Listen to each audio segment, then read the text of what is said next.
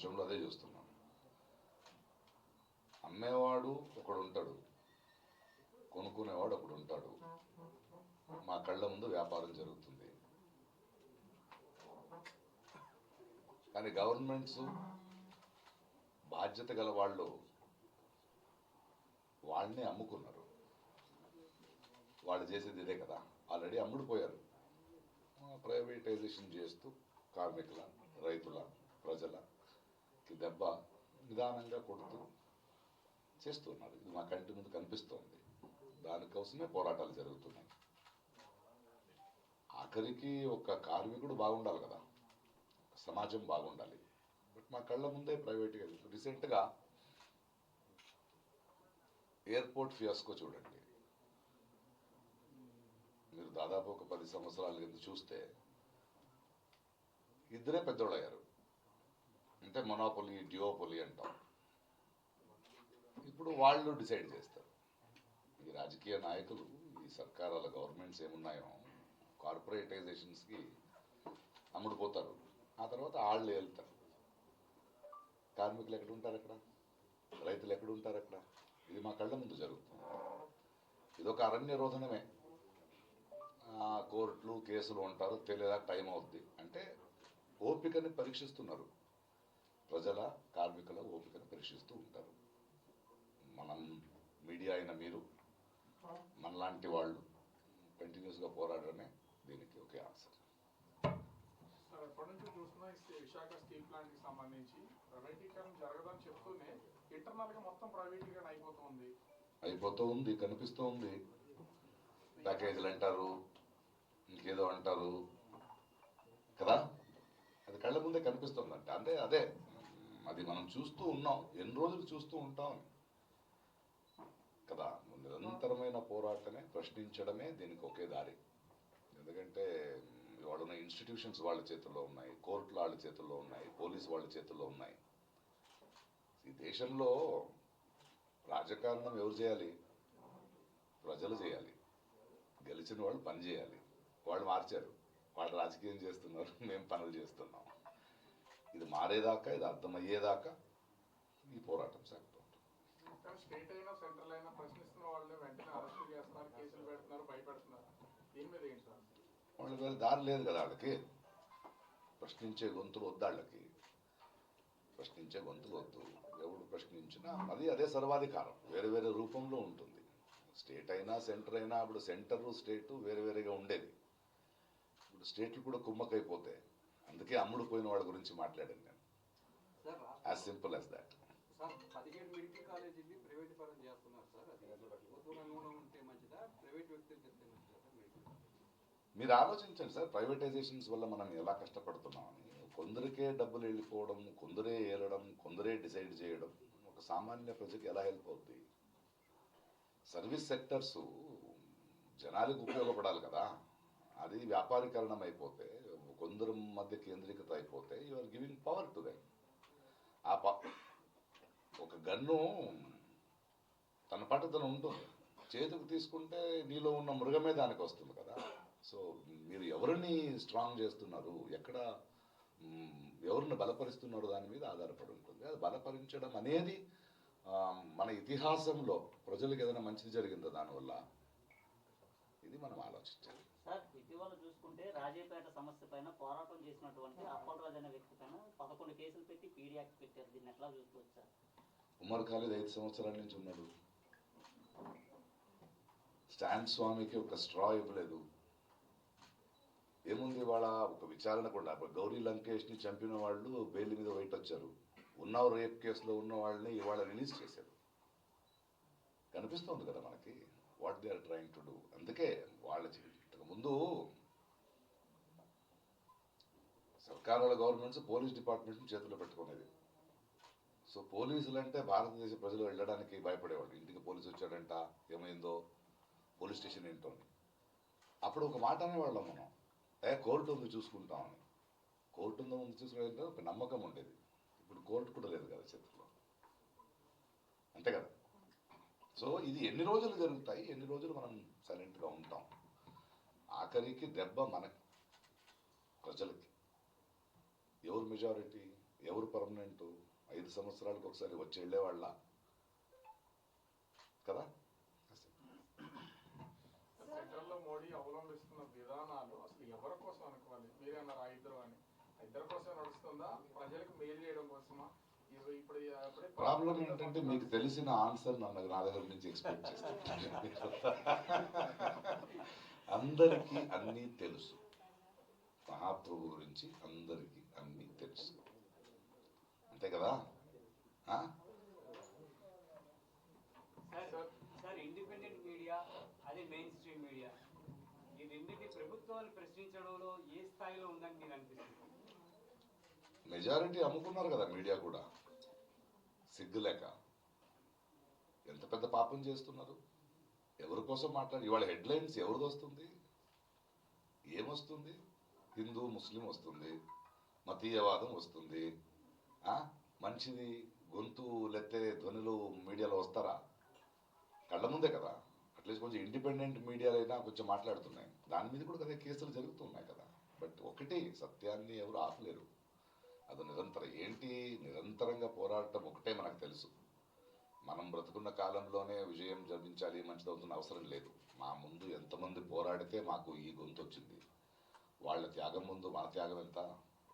కొంచెమైనా ప్రజలు, మీడియా, మీ మధ్యలో మీకే తెలుసు. మీ ఓనర్స్కు ఎవరు పంపించేటప్పుడు పంపిస్తారు కదా, ఎలాంటి ప్రశ్న ప్రకాష్ రాజ్ గారు వచ్చారు కొంచెం ఇరికించండి అని.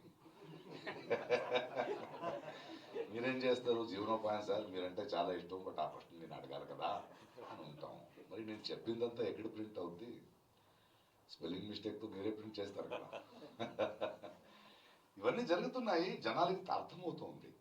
అది నిరంతరంగా మనం ప్రశ్నించడం వల్ల, భయపడకుండా ఉండడం వల్ల, ఇలాంటి లీడర్స్ ఉండడం వల్ల, ఇలాంటి సిఐటిలు ఇవన్నీ ఉండరు. రీసెంట్గా బెంగళూరులో, కర్ణాటకలో కాంగ్రెస్ గవర్నమెంట్ 1700 acres ల్యాండ్ని, ఒక వెరీ అగ్రికల్చరల్ ల్యాండ్ని ఏదో కారిడార్ తీసుకోవాలంటే మనం పోరాటం చేసాం. అప్పుడు రైతు సంఘ వాళ్ళు, సిఐటి వాళ్ళు వీళ్ళందరూ కలిస్తే గవర్నమెంట్ వెనక్కి తీసుకొని వదిలేసింది. అలాంటి పోరాటాలు మనకి చాలా స్ఫూర్తిని, చైతన్యాన్ని ఇస్తున్నాయి. అంటే ప్రశ్నించే గొంతులు ఒక్కసారి కలిస్తే పీపుల్ విల్ కమ్ అని. సార్, విశాఖ నగరంలో వేల కోట్ల రూపాయలు విలువ చేసే భూములను 99 పైసలకి కట్టబెడుతున్నారు సార్. మంచి విధానం అంటారా సార్? మంచిది కాదు కదా, మీకు తెలుసు కదండి. ప్రకాష్ రాజ్ గారు నోటించే రావాలా అది? అంటే మీలాంటి చెప్తే కొంతమందికి వెళ్తారు. చెప్పాను కదా, మీరు విన్నారు, నేను నవ్వాను, అందరికి తెలుసు అన్నారు. Sir, even the Indian film industry of late has been generating propaganda films like the Kashmir Files, Kerala Story. దాన్ని ఫైల్స్ అంటాను నేను, ఫైల్స్ అన్నాను. Yeah, Kashmir Files, Kerala Story, and now the Durandar. So, what do you think about this kind of propaganda? ఇంకేంటంటే మేము media అనుకున్నట్టే cinema ఇండస్ట్రీలో కూడా అందరూ అమ్ముకున్నారు. అండ్ చాలా సినిమా దాని మాధ్యమం నుంచి అయ్యే ప్రేరణ ఆర్ ఇన్ఫ్లుయెన్స్ ఈ రాజకీయ పార్టీకి బాగా తెలుసు. So they invest lot of money into it. దీన్ని చాలా 4 సంవత్సరాల ముందే చెప్పారు. Lot of crores of rupees invest చేస్తున్నారు. కేరళ ఫైల్స్ అంటారు ఇంకా. దానికి మన మహాప్రభు ప్రధానమంత్రి లేదు, దానికి ఈవెంట్ మేనేజ్మెంట్ కింద దానికి ఇది కూడా చేస్తారు కదా ఆయన. కేరళ ఫైల్స్ చూడండి అంటారు. ఆయనకి సినిమా వెరీ స్పెసిఫిక్ క్యాంపెయినింగ్ ఉంది కదా, అందులో చెప్తారు కదా. ఇప్పుడు హిందూ ముస్లిం అదే కావాల్సింది దానికి. మీకు చాలా ఒక మనిషికి సహజంగా ఒకటి ఉంటుందండి, జెనోఫోబియా. అంటే మన ఊరికి ఎవడైనా అపరిచితుడో ఆగంతుకుడో వస్తే కొంచెం సంశయంగా చూస్తాం. దీన్ని వీళ్ళు వాడుకుంటారు. ఫస్ట్ మనల్ని విడదీస్తారు, విడదీసి దానికి కావాల్సిన కార్యక్రమాన్ని క్రియేట్ చేస్తారు. దాన్ని భయంగా మార్చాలి కదా, దాన్ని ద్వేషంగా మార్చాలి కదా. దాన్ని కోము దంగలో, రేప్స్, కొట్టడము స్టార్ట్ చేసి మనం ఎదురు కొట్టుకునేలా చేస్తారు. వాళ్ళ పనులు అది చేస్తుంటారు. సో ఈ ఫిల్మ్ వస్తున్నాయనేది చాలా వాస్తవం. అండ్ నేను దేన్ని బ్యాన్ చేయనని చెప్పను. Let the people see. Ban చేయడంలో ఏముంది, పీపుల్ చూడండి. మనం చూస్తున్న వాళ్ళు అర్థం చేసుకోవాలి ఏం ఫీడ్ చేస్తున్నారు మన బ్రెయిన్లో.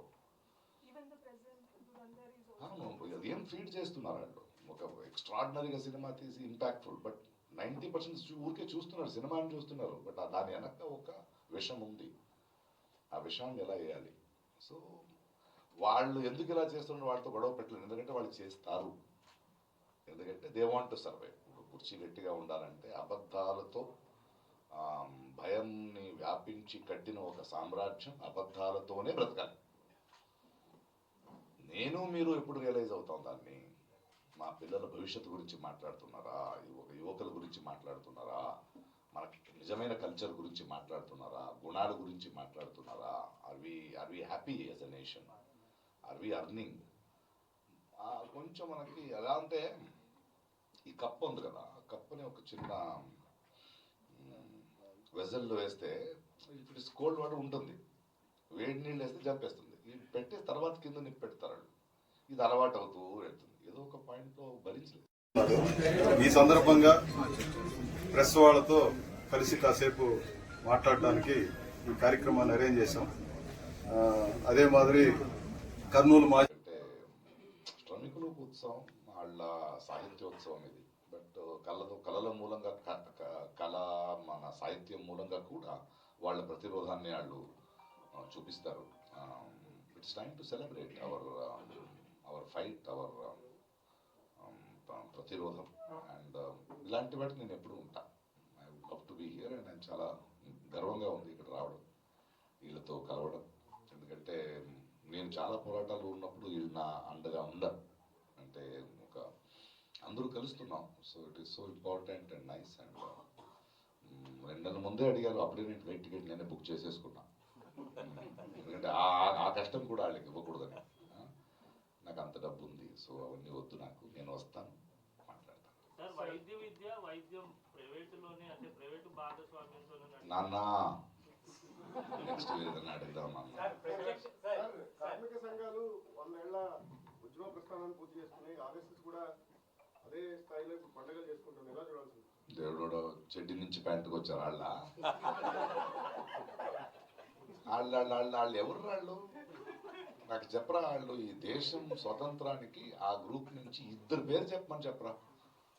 2 పేరు ఆర్ఎస్ఎస్ నుంచి స్వతంత్ర సంగ్రామంలో మనం దేశానికి స్వతంత్ర దేశం మనదంటారు కదా, ఆ మొత్తం ఆర్ఎస్ఎస్ లో 2 చెప్పరా? 2 ఒక్కరైనా చెప్పమని చెప్పు. లేదు, అదొక సంస్థ కాదు, అది ఈ దేశానికి పట్టిన విషం. మీరు భారతదేశాన్ని ఒక సరోవరం అనుకుంటే బ్రహ్మరాక్షసుడు ఉన్నాడు. ఇప్పుడు ఆడికి 100 ఏళ్ళు అయింది. ఆ సరోవరం మీద ఒక కమలం ఇలా వికసించింది. మీరు ఆ పూతో కొట్లాడుతున్నారు కాదు, మీరు కొట్లాడి దాని వేరుంది కదా ఆర్ఎస్ఎస్, దాన్ని కొట్లాడాలి. అది కమలము ఆర్ఎస్ఎస్ఏ. ఆ బీజేపీకి అమ్ముకున్న కొన్ని పక్షాలు ఉన్నాయి కదా, అవి కూడా ఆర్ఎస్ఎస్ఏ. బ్రహ్మరాక్షసుడు కనిపించట్లేదు, ఇంకో రూపంలో వస్తున్నాడు. ఆ మూలం మీరు అర్థం చేసుకోవాలి. ఆర్ఎస్ఎస్ అనేది వల్లభాయ్ పటేల్ గారు బ్యాన్ చేశారు. ఈ మహాప్రభు ఆయనదే ఒక 3,000 కోట్లతో ఒక తీసి సెల్ఫీ తీసుకుంటాడు. భగత్ సింగ్ ఉండుంటే తనేవాడు, మనవాడు అంటారు. So this is how they are doing. అదొక సంస్థ, అదొక ఇది. అంటే పుల్లు కర్ర పట్టుకుని తిరుగుతుంటారు. అది AK-47 రాదు. ఏ దేశం మీద వెళ్తారు, ఏం చేస్తారు, వాళ్ళ కవాయితులు చూడాలి. ఒక్క లేడీ మెంబర్ ఉన్నారా? అదొక సంస్థ, అది ఆడవాళ్ళని గౌరవించే సంస్థ. ఒక్క లేడీ మెంబర్ ఉన్నారా ఎవరైనా? అదొక సంస్థ. దాని గురించి మనం మాట్లాడాలి. మనకి కొందరు పిల్లలు ఎంత పెరిగినా బుద్ధి రాదు చూడు, అలాగే 100 అయినా బుద్ధి రాలేదు అడిగి.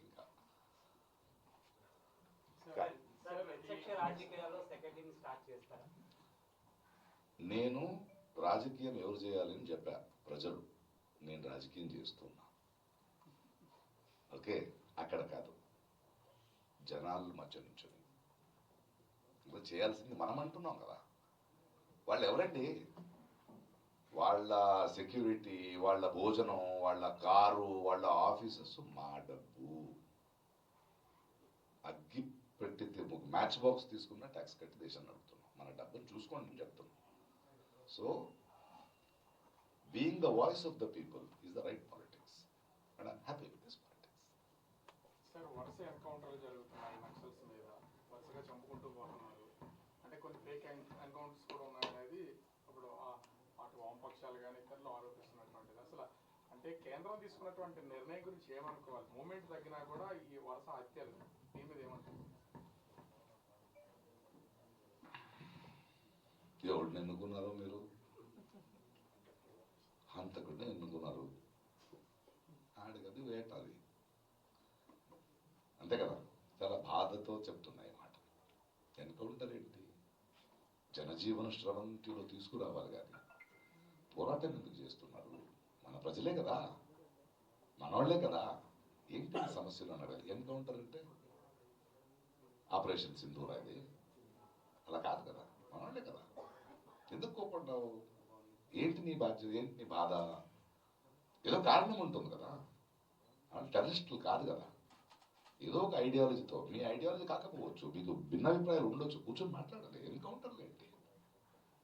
అరెస్టులు ఏంటి? గొంతు విప్పితే ఈడీ రేట్లు ఏంటి కదా. అన్యాయం జరుగుతోంది. సింపుల్ బాధతో చెప్తున్నా. చాలు కదా. ఒక నిమిషం.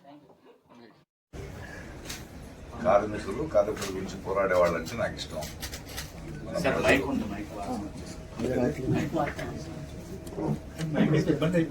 హ్యూమన్ మనిషి వికాసంలో ఇంత క్రౌర్యాన్ని, ఇంత అన్యాయాన్ని భరించలేదు. బికాజ్ ఇది మనం హిట్లర్ నుంచి చూస్తున్నాం, ముసోలి నుంచి చూస్తున్నాం. అక్కడి నుంచి ఇతిహాసం నుంచి మనం పాఠం నేర్చుకోవాలి తప్పితే ఇంకేముంది. అండ్ ఎప్పుడు దాకా ప్రజలకి ఇది నా దేశం, రాజకీయం చేయాల్సింది నేను, వాళ్ళ కాదు, వాళ్ళు మాకు భిక్ష లేదు అని మనకి అర్థమవ్వదు, అప్పుడు దాకా ఇలా ఉంటుంది. Sir, even coming to the Kannada film industry, it was very less visible decades before, but with KGF and Kantara, it has now become pan-India. అలా కదమ్మా, సక్సెస్లు ఫెయిలియర్స్లు ఉంటాయమ్మా. Malayalam film is also doing lot of content. ఒక సినిమా కోట్లు సంపాదించింది కాబట్టి ఆ ఇండస్ట్రీ పెరిగిందని లేదు కదా. It is one of its kind. అలా అంటే గ్రోత్ ఇస్ మారాలి కదా. దాన్ని ఎలా సస్టైన్ చేస్తారనేది వచ్చే సినిమాలు చెప్పాలి. Whom do you attribute this to? This kind to the next generation, younger generation who has brought it. yes. Sir iBomma Ravi విషయంలో మీరు ఏం చెప్పాలనుకున్నారు సార్? దొంగతనం తప్పు కదయా, ఎవరిదైతే ఏంటి. దొంగతనం తప్పు, దొంగే. ఇటీవల కాలంలో చూసుకుంటే కొత్త సినిమాలకు ధరలని కూడా పెంచుతున్నారు, ధరల భారం పెరుగుతుందని చెప్పి చూడకండి సినిమాలు, ప్రేక్షకులు చెప్తున్నారు. సినిమాలు చూడండి చూడండి. అలా కాదు, ఎవడు వ్యాపారం వాడిది. ఓకే, ఇప్పుడు దొంగ కూడా చేస్తున్నా అంటే ఆడు హీరో ఎలా అవుతాడండి? అవును, ఒక పెద్ద దొంగే మహాప్రభు అయ్యాడు ఈ దేశానికి. అలా అని అందరూ దొంగలే ఏమవ్వాలి దేశం. సార్ శివాజీ, మన సినీ నటులు శివాజీ చేసిన వ్యాఖ్యలపై మీ సమర్థిస్తున్నారా లేకపోతే వ్యతిరేక? సమర్థించడం ఏంటి అంత చెత్తగా మాట్లాడితే? ఒక భాష ఏంటి? అంటే కొంతమంది ఆడవాళ్ళంటే ఏమనుకుంటున్నారు మీరు? మీలో ఉన్నదే బయట వస్తుంది. అదేంటా మాటలు, అదేంటా అహంకారం, అదేంటి ఆడాళ్ళని ఈడుతారని. ఇవాళ ఆడవాళ్ళకి అన్యాయం ఎవరి నుంచి జరుగుతుంది? మగాళ్ళే కదా, తరతరాలుగా మనమే చేస్తున్నది కదా. మీరు ఒక వేదిక మీద మాట్లాడుతున్నప్పుడు మీకు ఉండాలి. సరే, ఆయన క్షమాపణ అడిగాడు, బట్ ఒక సంస్కారాలు బలిదారు కదా. ఇప్పుడు ఆమెను ఆంటీ అనడం అంటే వాళ్ళ భాష చూడండి. వాళ్ళకి ఆడవాళ్ళ బాడీ పార్ట్స్ తప్పితే తెలుగు రాదు వాళ్ళకి. వాళ్ళ బాడీ పార్ట్సే మాట్లాడతారు. వాళ్ళు ఎంత సంస్కారాలు అనుకుని మాట్లాడుతున్నారో అంత అసహ్యనది. అనసూయ గారిని, అనసూయ లాంటి వాళ్ళని నేను సపోర్ట్ చేస్తాను. ఆడవాళ్ళని సపోర్ట్ చేయాల్సింది మా బాధ్యత, మా కర్తవ్యం. అది శివాజీ గారు కానీ ఎవరు కానీ ఒక వేదిక మీద మాట్లాడేటప్పుడు ఒళ్ళు దగ్గర పెట్టుకుని, మీకు ఒక వేదిక ఎందుకు ఇచ్చారు? మీకు భిన్నాభిప్రాయాలు ఉండొచ్చు. భిన్నాభిప్రాయాలు ఎలా చెప్పాలి? ఏ మాటలతో చెప్పాలి?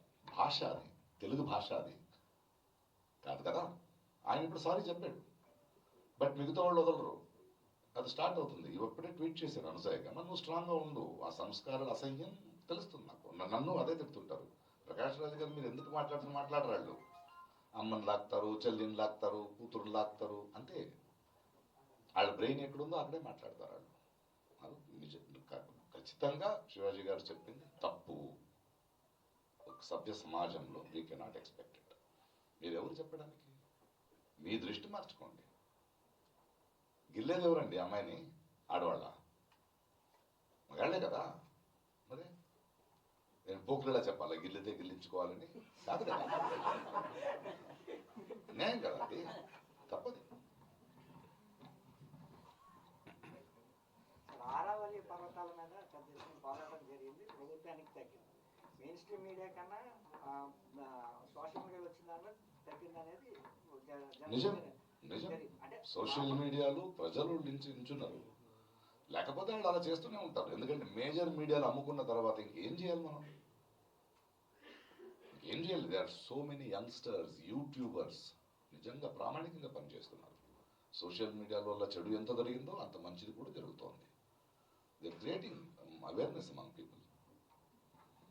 ఆ పోరాటం జరిగిపోతే అంటే మళ్ళీ అలాంటి పోరాటాలు గెలిచేటప్పుడు పోరాటానికి ఒక చైతన్యం వస్తుంది కదా.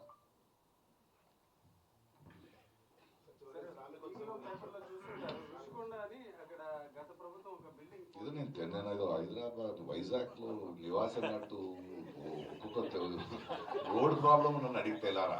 మీరు ఎన్నుకున్న ఒక సర్కారం ఉంది ఇక్కడ, మినిస్టర్, డిప్యూటీ చీఫ్ మినిస్టర్, మినిస్టర్లు ఉన్నారు, వాళ్ళని అడగండి.